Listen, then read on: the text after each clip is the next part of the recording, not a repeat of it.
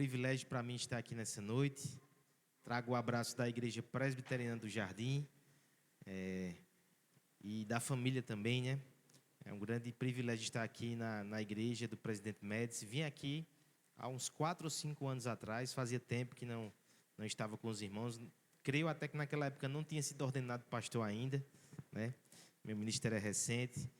E tenho o privilégio de estar nessa noite também aqui com o pastor Hamilton, amigo de ministério, colega lá na missão junto à Consciência Cristã, companheiro de devocional, né? Sempre que posso o vejo lá também.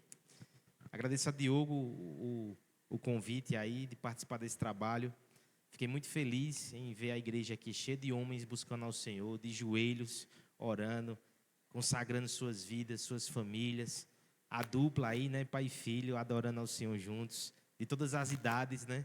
Você percebe que o bastão está sendo passado de geração a geração. Que o Senhor nos abençoe, que o Senhor abençoe nossas famílias. Ele faz isso por meio da palavra.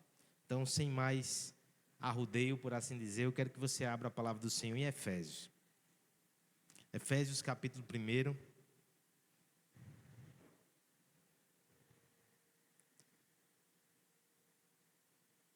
É a partir desse texto que eu espero ouvir com vocês a voz de Deus nessa noite, nos instruindo a respeito da santificação.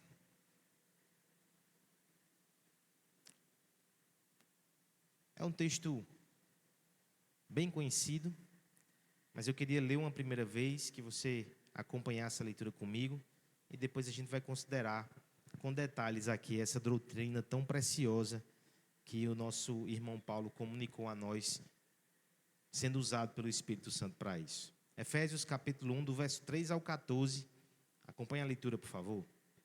Bendito Deus e Pai do nosso Senhor Jesus Cristo, que nos tem abençoado com toda sorte de bênção espiritual nas regiões celestiais em Cristo.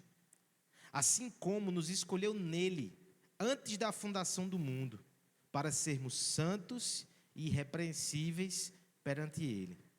E em amor nos predestinou para ele, para a adoção de filhos, por meio de Jesus Cristo, segundo o beneplácito da sua vontade, para o louvor da glória de sua graça, que ele nos concedeu gratuitamente no amado, no qual temos a redenção pelo seu sangue, a remissão dos pecados, segundo a riqueza da sua graça, que Deus derramou abundantemente sobre nós, em toda a sabedoria e prudência, desvendando-nos o mistério da sua vontade, segundo o seu beneplácito, que propuseram em Cristo, de fazer convergir nele, na dispensação da plenitude dos tempos, todas as coisas, tanto a do céu como a da terra. Nele, digo, no qual fomos também feitos herança, predestinados segundo o propósito daquele que fez todas as coisas, conforme o conselho da sua vontade, a fim de sermos para o louvor da sua glória, nós, os que de antemão esperamos em Cristo, em quem também vós, depois que ouvistes a palavra da verdade, o evangelho da vossa salvação, tendo também nele crido, fostes selados com o Santo Espírito da promessa, o qual é o penhor da nossa herança, até o resgate da sua propriedade, em louvor da sua glória. Muita coisa, muita glória, muita verdade preciosa. É por isso que eu queria orar com você mais uma vez, que Deus nos ajude a entender cada uma dessas verdades, ser relembrado dela, ter o coração aquecido nessa noite, e que o fruto final disso seja santificação para a glória de Deus. Vamos orar mais uma vez? Pai bendito, eu me alegro, Senhor, pelo privilégio de nessa noite, junto com o teu povo, estar aqui te adorando, te servindo, te cultuando.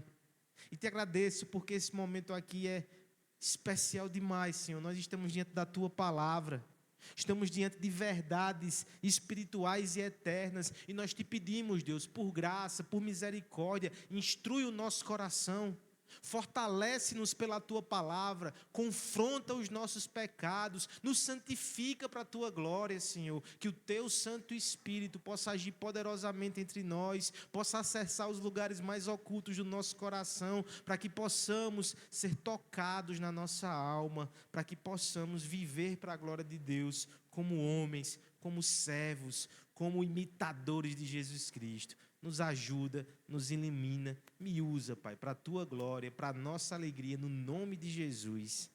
Amém. Quem pode fazer um homem santo?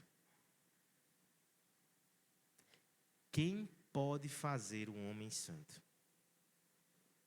Essa é uma pergunta que nós precisamos responder de forma muito afiada, sem titubear e sem dúvidas. Há quem pense que cada um de nós pode fazer um homem santo. Nós mesmos podemos nos fazer assim. Aqueles que têm esse entendimento, portanto, eles vão se dedicar a seus esforços, suas práticas religiosas, abstenções, e na sua força de vontade, no seu ímpeto, tentarão fazer de si mesmos homens santos. Mas será que é possível a nós alcançar esse padrão tão elevado que vem do céu por nosso próprio esforço? Será que cada um de nós já não vivenciou isso? O fracasso de perceber que quando nós confiamos demais na nossa própria destreza, nós ficamos muito longe de crescer em santidade. Não é o nosso alto nível de moralidade, não é a nossa força, nossa dedicação, não é nossa ética que nos faz santos. Quem pode fazer o homem santo? Às vezes agimos como se o Estado, as leis, a educação pudesse fazer alguém santo. Esperamos que de forma externa venha a influência que ajude cada um de nós e os nossos filhos a serem mais decentes e cordatos, mais corretos e mais animados. Mas eu me lembro de Cristo quando falava lá em Mateus capítulo 15, que o que contamina o homem vem de dentro do coração. E quem tem acesso ao coração? Legislação nenhuma consegue isso. Decretos, leis, decisões judiciais, escolas, livros. Quem pode fazer o homem santo? Não são os pais que podem fazer os seus filhos santos. Temos os nossos deveres e obrigações. Mas certamente cada um de nós já percebeu as limitações que também temos. Afinal de contas, o pai ele não tem acesso ao coração do filho. Muitas vezes, sob força da nossa autoridade, podemos domar o seu comportamento externo. Mas a disposição livre de coração, que envolve a santidade verdadeira, a gente não consegue. Quem pode fazer um homem ser santo? Pastor, queríamos nós. Oramos, labutamos, nos esforçamos. Mas quantas vezes nós não percebemos que está distante de nós esse poder, essa capacidade, a começar do nosso próprio coração, ainda enfrentamos lutas. Quem pode fazer o homem ser santo? O tema que foi proposto a mim nessa noite já é a resposta. A santidade vem de Deus. Somente aquele que nos criou à sua imagem e à sua semelhança pode nos recriar em Cristo. Somente aquele que tem poder soberano para nos trazer do pó pode destruir todas as armadilhas, destruir todas as estruturas de pecado que existem no nosso coração e nos refazer. Somente aquele que tem poder, glória e força suficiente para alcançar o nosso coração pode ir lá no nosso íntimo e costurar e tecer um homem novo, um homem santo, um homem que vive para Deus. Só o próprio Deus. Essa é a resposta que está lá em Tessalonicenses. O texto, inclusive, que o irmão Diogo passou para mim, eu meditei esses dias. No entanto, porque eu lhe trago a Efésios? Porque esse Tessalonicenses diz que o Deus da paz é quem nos santifica em todas as coisas. Efésios nos mostra como esse Deus nos santifica. Do verso 3 até o verso 14 é o texto que espero que esteja aberto aí nas suas mãos. Ele vai descrever, o apóstolo Paulo, como é que se dá a salvação. Mas se você perceber, tem uma linha que costura todos os atos aqui do Deus Trino. Ele nos escolheu para sermos santos e irrepreensíveis. O Filho nos conquistou mediante a redenção e a remissão de pecados. Isso envolve santificação. O Espírito Santo sela que nós somos dele e garante que estaremos preparados para ele. Isso é obra de santificação. O Deus da salvação, Pai, Filho e Espírito Santo, é também o Deus da santificação. Porque é importante lembrar disso nessa noite, irmão. Porque sim, nós somos exortados a negar a nossa carne, a mortificar o nosso ego, a nos esforçar, a lutar pela santificação, mas nós devemos sempre nos lembrar que essa é uma obra divina. Não é na nossa força, na nossa confiança carnal. Sem o Espírito nós não podemos fazer nada. Sem Cristo nós não podemos fazer nada. A parte de Deus, as nossas melhores obras são trapos de imundície. Precisamos nos voltar para Deus, Pai, Filho e Espírito Santo. E é de lá que a gente obtém poder, direção, incentivo, ânimo para lutar para ser homens santos. Nós veremos então nessa noite como é que o Pai nos santifica. Ele nos elege para a santidade. Veremos como o Filho nos santifica. Ele nos conquista para a santidade. E veremos que o Espírito também aplica essa obra em nós. Ele nos confirma na santidade. Como o Deus Trino faz homens santos.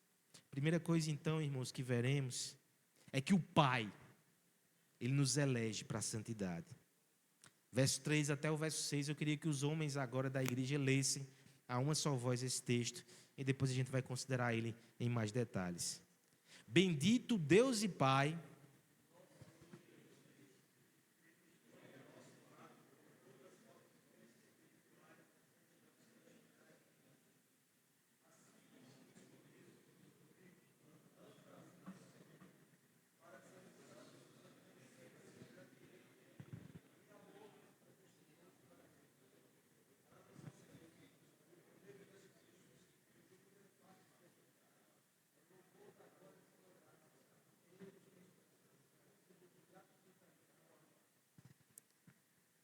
a primeira coisa que Paulo vai fazer aqui para falar da grandiosa obra de salvação é que ele começa no princípio de todas as coisas, que é o Pai. Ele começa, inclusive, adorando a Deus. Não é interessante que doutrina da salvação, para o apóstolo Paulo, está ligada à adoração? Às vezes a gente usa essa doutrina para discutir. Mas perceba que Paulo adora. Tem coisa mais impressionante, mais maravilhosa. A gente viu isso nesse culto aqui nessa noite, o irmão Diogo mencionando como constrange o amor de Deus. Toda vez que a gente fala da doutrina da salvação, a gente tem que fazer isso com adoração nos lábios e no coração. Paulo começa exaltando esse Deus, bendito o Deus e Pai do nosso Senhor Jesus Cristo. Ele está bendizendo a Deus, ele está dizendo que Deus é bom, que Deus é maravilhoso, que Deus o abençoou. Sobre isso, já uma primeira consideração que eu quero ver com você no texto. Bendito nosso Deus e Pai do nosso Senhor Jesus Cristo. A primeira coisa que Paulo vai dizer é que Deus é Pai. Mas antes de dizer que é Pai dele, meu Pai e seu Pai, ele diz que Deus é Pai do nosso Senhor Jesus Cristo. Por que essa informação é importante? Logo mais na frente, o próprio Paulo, no verso 5, vai dizer que ele nos adotou. Ninguém adota quem já é filho, né? A gente adota quem não é filho. Paulo já começa a costurar essa doutrina aqui no primeiro verso que a gente leu. Existe uma percepção errada. Não sei se você trouxe aqui para dentro hoje, eu espero que você saia sem ela. De que Deus é pai de todo mundo. Deus é pai. Às vezes pessoas aí que não têm nenhum compromisso com Deus, vivem uma vida totalmente desregrada, não tem temor de Deus no coração. Não, Deus é pai. Se apegam a isso na esperança que Deus vai cuidar delas, que vai tratar bem delas e que tem algum compromisso com elas.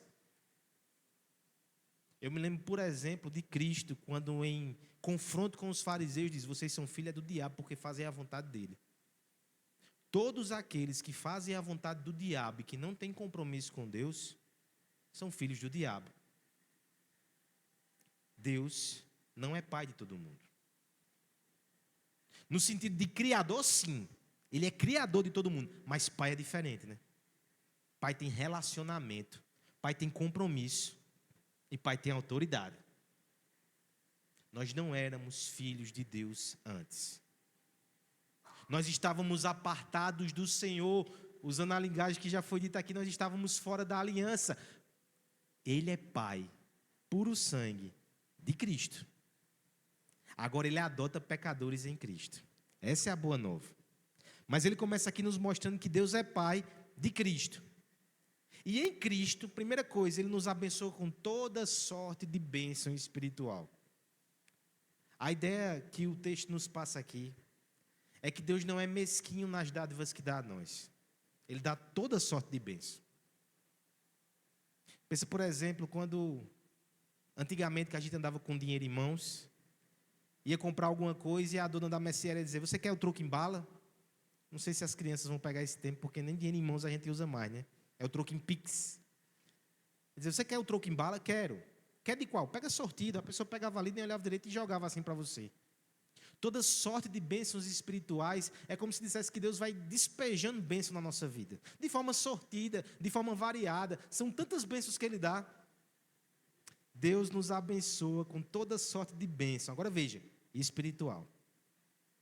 Isso não significa que Ele vai dar todos os bens que você quer. Não significa que Ele vai abrir todas as portas que você deseja. As bênçãos são espirituais. Inclusive, elas estão na região celestial em Cristo. Tem algumas delas que você não tem nem acesso agora. Quando você estiver com Cristo lá em cima, Ele vai mostrar a você toda a riqueza de glória, de graça que Ele guardou para você.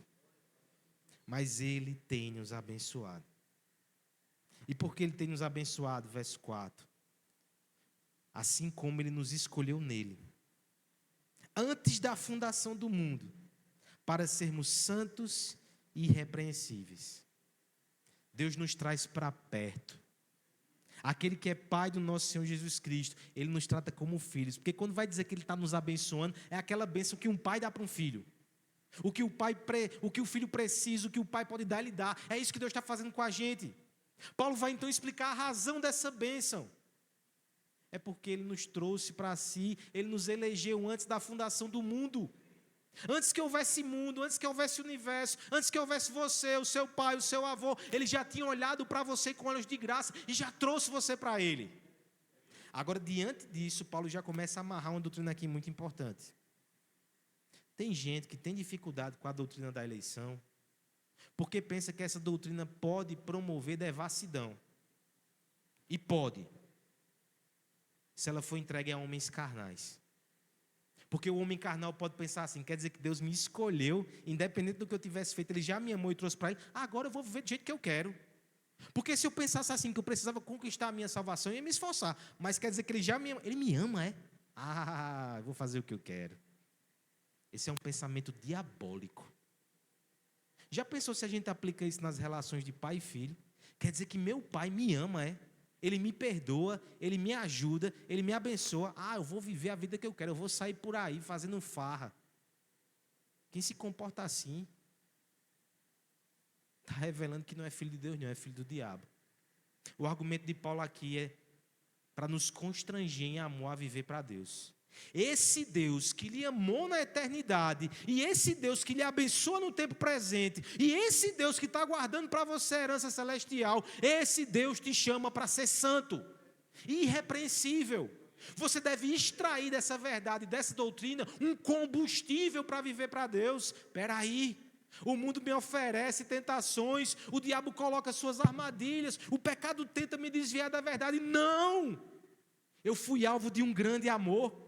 Deus olhou para mim, teve misericórdia de mim. Deus me escolheu para ser filho dele. Deus me trouxe para perto dele. Deus tem me abençoado todo dia. Como é que eu vou negar esse Deus?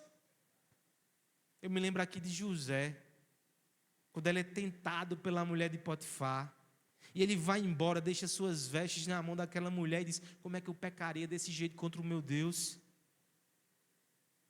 É aqui que nasce a santidade, meu irmão. É no solo da gratidão, da reverência e da adoração.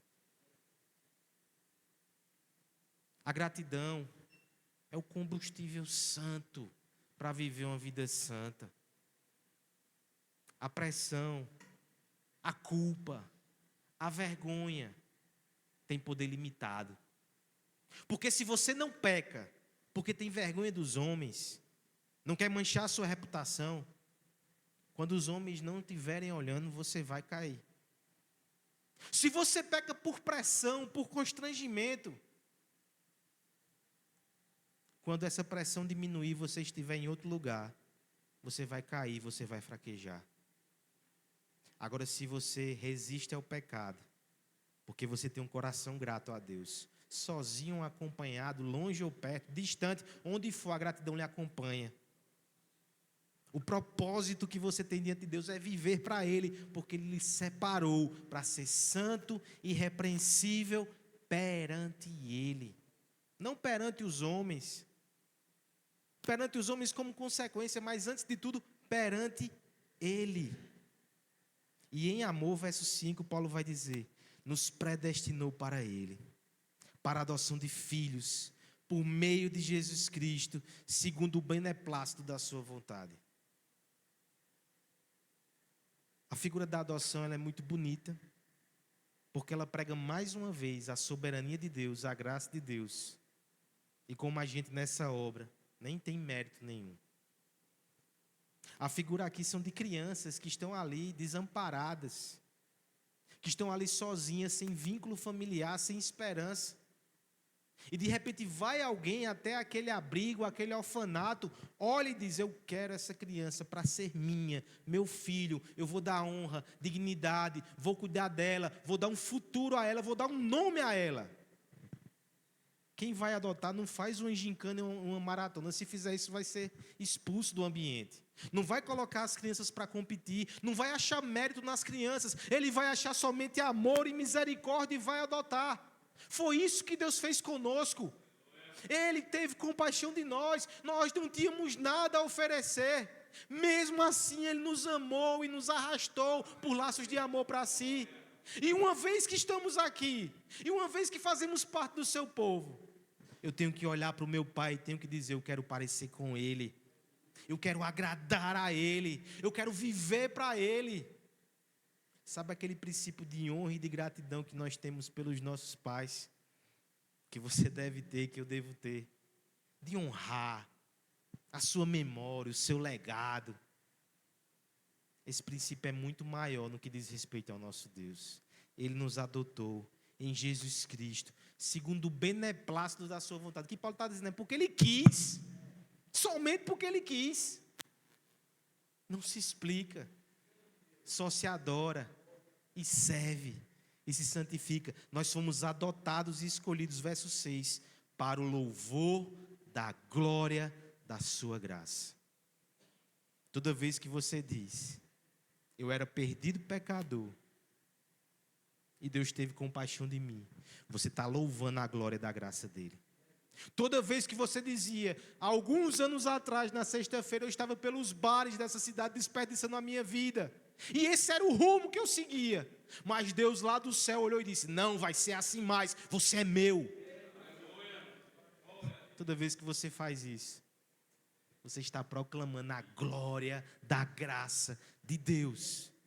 Nem diga assim: eu mudei de vida. Diga assim: Deus mudou a minha vida. Ele é que nos faz santo. A santidade começa nele e a santidade glorifica a ele. Essa é a verdadeira santificação. Nesse sentido, irmão, eu tenho uma aplicação para você aqui, tá certo? Aquele que começou a boa obra em nós vai terminar. Não resista à obra da santificação. Muitas vezes nós tentamos fazer isso. Pecados que queremos conservar. Mandamentos que temos dificuldade em obedecer. Obrigações e deveres de filho que a gente não quer honrar. Deus começou essa obra e Ele vai terminar. Eu me lembro de um pregador que ele contava a seguinte cena. Ele vivia na zona rural e passava o dia brincando na lama, no campo, correndo. Quando chegava à noite, a sua mãe dizia: passe para dentro de casa e vá tomar banho. Talvez você se identifique com essa ilustração, lembrando aí dos tempos, alguns mais recentes aqui, inclusive. Era frio. Aquele jovem, então, aquele menino subia para o banheiro, lá de cima da sua casa, ligava o chuveiro, molhava os pés, deixava um tempo ali a água caindo para que a mãe pudesse ouvir o som, pegava uma toalha, se esfregava, dava um tapete, estava dentro debaixo do chuveiro. Dizia: mãe, tomei banho, ia para o quarto. A mãe voltava, tem alguém rindo, talvez se identificou com a história aí. A mãe voltava e ia até o quarto e dizia: ei, você não tomou banho coisa nenhuma, viu, seu cabo? Passe para o banheiro agora. Arrastava ele pelo colarinho, ele tirava a roupa, ia para debaixo do chuveiro, ela pegava a bucha, esfregava, e ele saía brilhando, que nem a Shekinah de Deus. O pregador usou essa ilustração para dizer: minha mãe não é mais forte do que Deus, não. E ela me deixava limpo. O nosso Deus tem propósito de santificação para nós. E eu quero lhe dizer nessa noite que Ele vai nos santificar. É claro que nós podemos cooperar com essa obra. Quando buscamos a presença de Deus, quando renunciamos o mal, quando nos afastamos das más companhias, quando nos fortalecemos na palavra, nós estamos cooperando com essa obra. Agora, quando resistimos, por vezes Ele vai nos disciplinar, vai nos corrigir, vai nos pegar no colarinho, vai nos levar para debaixo do chuveiro. A boa nova é que ficaremos limpos. Ele vai nos santificar. Mas somos chamados nessa noite, como homens, a cooperar com essa obra. Por amor, por temor, por gratidão. Porque o Pai nos elegeu e nos separou para a santificação. Esse é o primeiro motivo. Essa é a primeira verdade desse texto. A segunda é que Cristo, o Filho, também nos conquistou para a santidade. Eu queria que a igreja lesse agora, os homens da igreja, os versos 7 até o verso 12. No qual temos a redenção.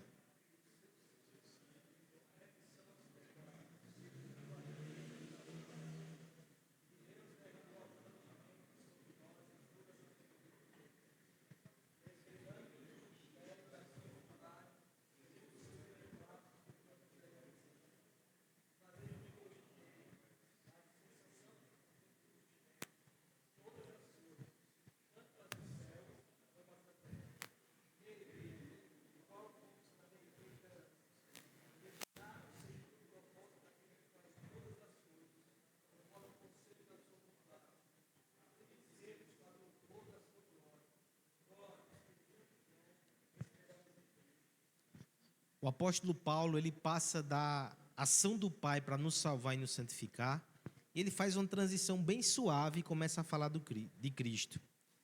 Ele vai dizer que Deus nos concedeu a salvação através do amado de forma gratuita, verso 6, e vai agora passar a explicar como isso aconteceu. É importante que nos lembremos disso continuamente. Muitas vezes, irmãos, nós vivemos como se não precisássemos mais do Evangelho. Talvez isso lhe choque. Mas quantas vezes nós pensamos, por exemplo, que o Evangelho é para quem não é crente, que precisa ouvir da boa nova, que Jesus morreu por ele e se entregou por ele, e pensamos que os crentes precisam de doutrina, de exortação, de lei, e parece que o Evangelho não é mais para nós. A gente já sabe essa história. O Evangelho é o beabá da vida cristã. A palavra de Deus vai dizer que os anjos, eles anelam para escutar o Evangelho. Os anjos conhecem de verdades espirituais mais do que qualquer um aqui. Mas tem uma verdade que deixa um anjo perplexo. Ele não consegue entender. É como a joia mais preciosa do céu deixou a glória e veio morrer por pecadores como nós. Os anjos não conseguem entender. Como é que a gente acha que esse conhecimento a gente passa para frente? É o ABC, é os primeiros passos. Quando a gente chegar no céu, a gente vai ficar sem entender esse evangelho ainda e vai ficar ali vertendo essa verdade de Cristo para o resto da vida. de Cristo, deixa eu entender mais, deixa eu admirar mais, deixa eu contemplar mais a tua obra. Paulo, quando vai ensinar a igreja sobre salvação e santificação, ele passa por essa doutrina de novo. Inclusive, ele vai dizer em 1 Coríntios, capítulo 2, verso 2, escolhi nada saber entre vós, senão Cristo e esse crucificado. Essa é a mensagem dele. O coração dele está nessa verdade. Por isso é que ele vai nos lembrar mais uma vez, para a nossa santificação, quanto custou a nossa salvação. Como é que a gente foi inserido na família de Deus? Como é que a gente foi retirado do império das trevas? Como é que a gente pôde ser adotado pelo Senhor? Duas coisas o verso 7 vai dizer. Em Cristo nós temos a redenção, pelo seu sangue, a remissão dos pecados. Dois termos teológicos aqui importantes, que nos ajudam a lembrar o que Cristo fez por nós. Redenção é um termo comercial. Ele tem um pano de fundo triste. A redenção, no contexto greco-romano aqui, desenhava a seguinte cena. Você tem uma feira, e nessa feira homens são vendidos como escravos. Redimir um escravo é pagar por ele o preço para o libertar. Cristo nos libertou. Agora, o preço que foi pago não é tesouro dessa terra que poderia quitar essa dívida. Não são as riquezas desse mundo.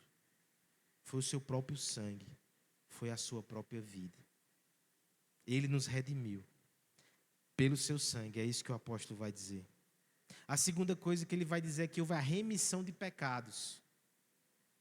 Remissão de pecados agora já é uma linguagem de religião sacerdotal.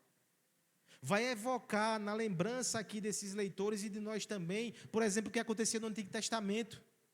Deus deu a sua lei para o seu povo, os mandamentos de Deus para que eles vivessem vida santa.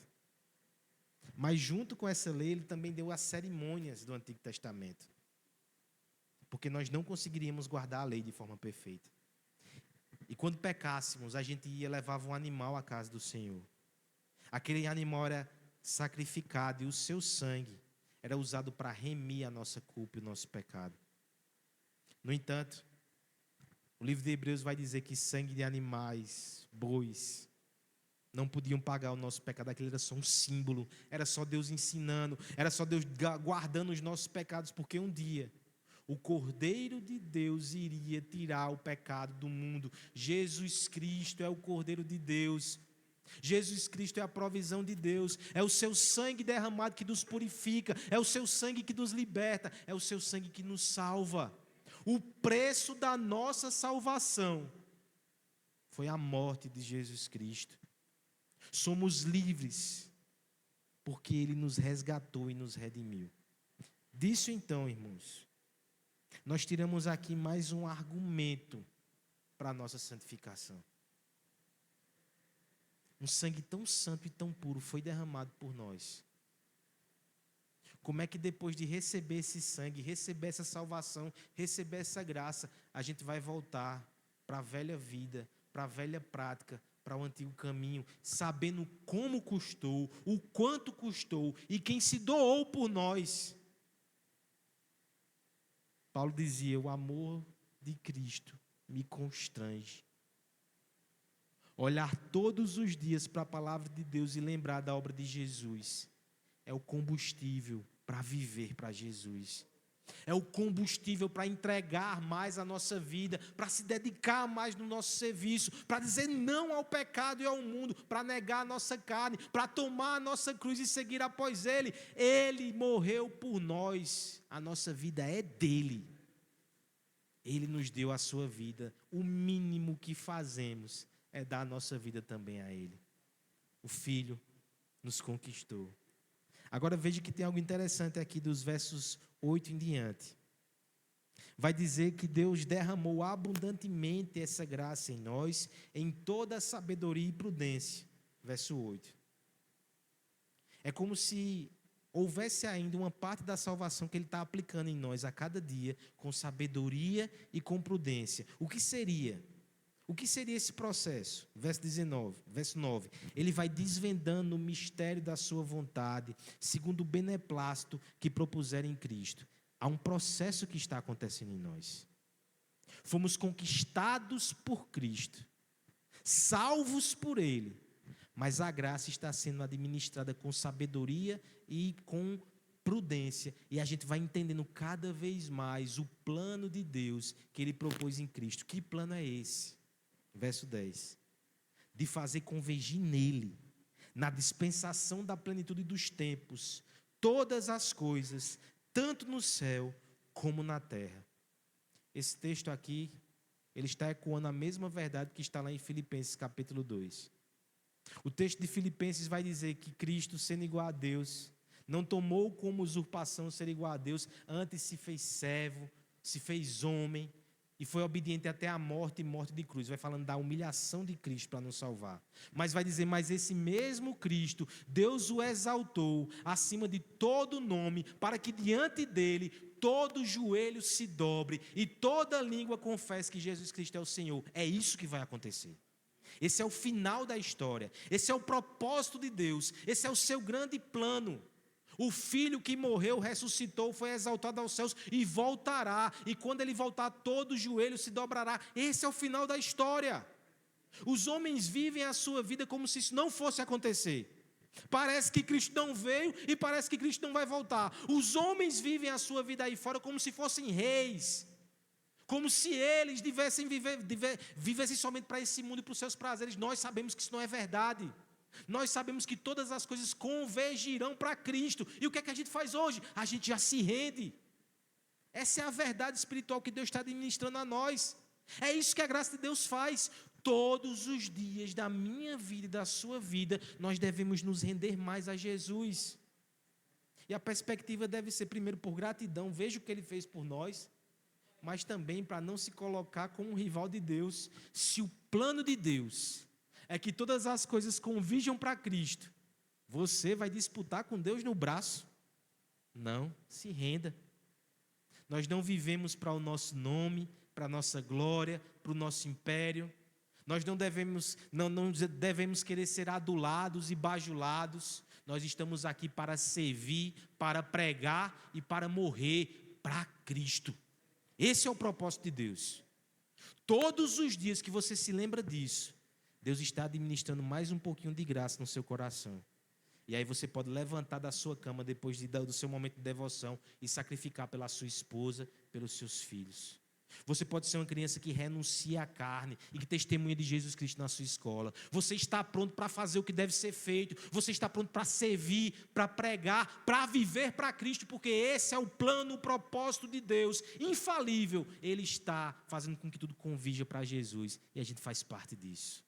Ele está iluminando a nossa mente para entender isso. Verso 11, mais uma vez. Nele, Jesus, no qual fomos também feitos herança. A ideia de herança aqui não é que você recebeu uma herança, tá certo? Outros textos falam sobre esse aspecto. A gente tem uma herança no céu. Mas a ideia aqui é que eu fui feito herança. Eu pertenço a Deus. No seu devido tempo Ele vai me tomar. Eu fui feito herança em Cristo. Eu pertenço a Deus. Eu não pertenço mais a mim mesmo. Predestinado segundo o propósito daquele que faz todas as coisas conforme o conselho da sua vontade. Mais uma vez a soberania de Deus aqui. A fim de sermos, para o louvor da sua glória, nós, os do que antemão esperamos em Cristo. Para o louvor da glória de Deus, Ele nos escolheu. Para o louvor da glória de Deus, Cristo nos conquistou. Nós temos aqui servos, amados, comprados e separados para Cristo. Homens fortes, homens sábios e homens santos. São homens que têm a cruz cravada no seu coração, que têm um propósito de Deus diante dos seus olhos, que estão prontos a se dedicar, a servir a Deus e a se entregar a favor da sua obra. O Evangelho não é o beabá. O Evangelho é o A, B, C, D, é o alfabeto todo da graça de Deus. Quanto mais a gente conhece esse Cristo, quanto mais a gente reconhece a sua obra, mais a gente cresce no propósito de viver para Ele, de morrer para Ele, de se entregar para Ele. Última verdade do texto, irmãos. O Pai nos elege para a santificação. O Filho nos conquista para a santificação. E o Espírito confirma a obra da santificação em nosso coração. Versos 13 e 14, somente 2 versos, e nós iremos concluir. Peço a ajuda da igreja junto uma vez. Em quem também vós...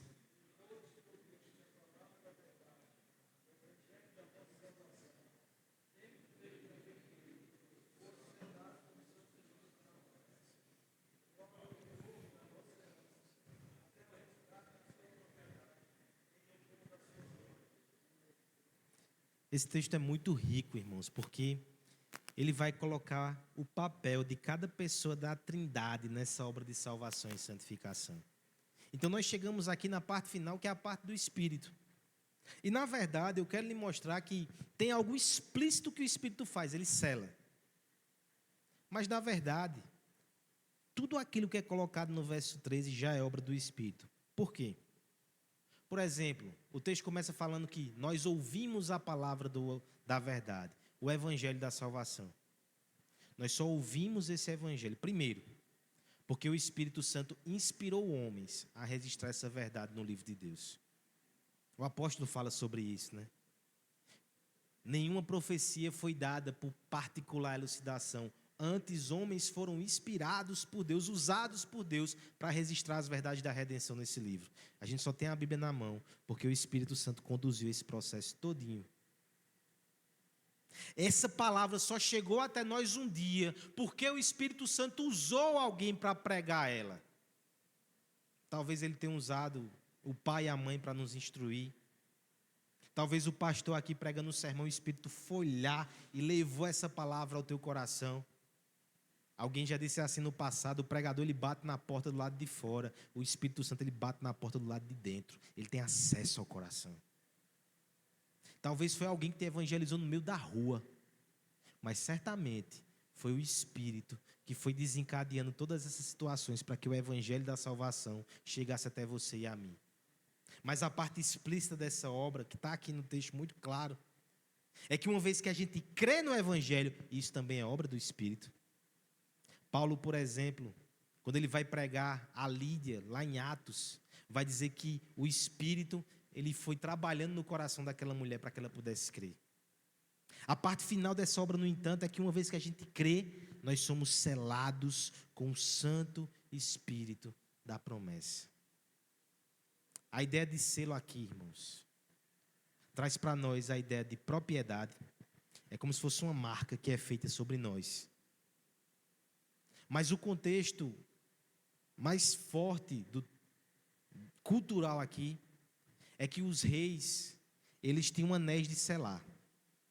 Havia uma marca, um insígnia, um logotipo nesse anel. Então, quando eles queriam colocar autoridade sobre algum documento, eles derretiam a cera e depois eles marcavam aquele documento com o seu selo. Era o selo real, era o selo de propriedade. Ninguém poderia rasgar ou revogar. O selo de Deus no nosso coração é a presença do Santo Espírito na nossa alma. Olha só que precioso, irmãos. O Espírito Santo é Deus em nós. Olha o título que essa pessoa bendita e divina recebe. É o Espírito da santidade. É o Espírito que nos santifica e que nos marca. A característica proeminente de um homem de Deus que foi alvo dessa salvação, que foi escolhido e que foi conquistado pela obra da cruz, é que ele tem o Espírito que o santifica no seu coração. O Espírito que o incomoda, foi dito isso aqui hoje. O Espírito que o constrange, o Espírito que faz com que ele não fique em paz com o pecado. O Espírito que dá a ele devoção, vontade de buscar a palavra de Deus. O Espírito que quieta ele quando ele está em casa. Ele tem que vir para a igreja, estar aqui com a adoração com o seu povo. É o Espírito marcando, selando, dizendo que somos de Deus.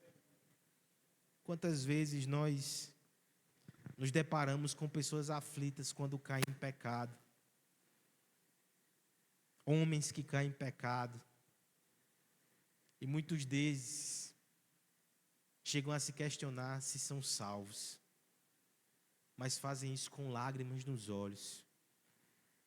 Eu vou lhe dizer uma coisa: um ímpio nunca chora pelos seus pecados. O homem sem Deus, ele se alegra e se vangloria pelos seus pecados, faz propaganda. O crente peca, mas chora. É o selo de Deus aparecendo ali até no momento de queda. Já pensou como é forte a marca do Espírito na nossa vida? Ele é evidenciado não só quando a gente consegue vencer a tentação, mas até quando a gente cai e fraqueja. O quebrantamento, a vergonha, a vontade de se voltar para Deus, ali está a marca que o Espírito Santo está selando aquela vida. O selo do Espírito está ali. E um dia, o que é que vai acontecer? O verso 14. Esse é o penhor da nossa herança. Até o resgate da propriedade. Um dia, quando o Senhor vai voltar, Ele vai olhar os selos, Ele vai tomando para si: esse é meu, esse é meu, esse é meu. Lutou, caiu muitas vezes, sofreu, errou, acertou, mas sempre me buscava, sempre voltava, se arrependia, estava ali querendo a santificação. Esse é meu. O Espírito Santo está aí. Volte para casa, para o louvor da sua glória. É assim que a nossa história termina. Quem pode fazer um homem santo? Só Deus. Graças a Deus que Ele faz. Graças a Deus que o Pai nos escolheu para a santidade. Senão nós estaríamos nesse mundo perdido ainda na imundice dos nossos pecados. Ele nos escolheu para ser santos e irrepreensíveis. Quem pode tornar um homem santo? Só o sangue de Jesus pode nos purificar. Louvado seja Deus que esse sangue foi derramado por nós na cruz do Calvário. Quem pode fazer um homem santo? Somente o Espírito que é santo, selando a nossa alma e nos preparando para o grande dia. Essa obra está acontecendo. Que você seja animado pelo Evangelho nessa noite. Que você seja constrangido pelo amor de Deus. E que mais uma vez você renove o compromisso, todos nós, de viver para a glória de Deus, até que Ele volte para nos resgatar. Que naquele dia sejamos encontrados santos e irrepreensíveis, porque Deus nos fez assim, para a glória dEle. Quero orar com você mais uma vez. Pai bendito, Pai amado, Deus da nossa salvação, Deus da paz que nos santifica, que essas verdades tão preciosas do Evangelho da salvação possam nessa noite mais uma vez aquecer a nossa alma, Pai. Nós sabemos que a luta é ferrenha, que o mundo é traiçoeiro, que o pecado nos sabota, mas nós sabemos que a graça é mais forte que o pecado, Senhor. Que o Evangelho inunde o nosso coração, que a confiança em Deus nos ajude a lutar com as armas espirituais, que o propósito da santificação esteja diante dos nossos olhos, porque o Espírito Santo habita em nós, e Ele é Espírito de santidade, Espírito de verdade, Espírito de justiça. Que os homens dessa igreja, que os teus servos aqui, sejam mais uma vez animados a viver em santidade, para anunciar a esse mundo a grande obra de salvação que Deus fez na vida deles, para louvor da graça e da glória de Deus. Santifica-nos, Pai, para a Tua glória, para a nossa alegria, até que Cristo volte para nos resgatar finalmente. É isso que nós te pedimos no nome dEle. Amém. Amém. Deus abençoe, meus queridos. Muito obrigado pela oportunidade. Que o Senhor continue realizando essa obra maravilhosa e linda nas nossas vidas.